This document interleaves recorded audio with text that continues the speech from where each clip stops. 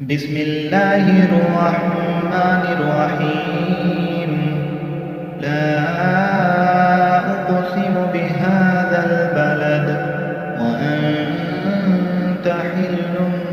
بهذا البلد ووالد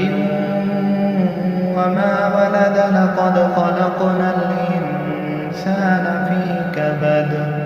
أيحسب أن لن يقدر عليه أحد يقول أهلكت مالا لبدا أيحسب أن لم يره أحد ألم نجعل له عينين ولسانا وشفتين وهديناه النجدين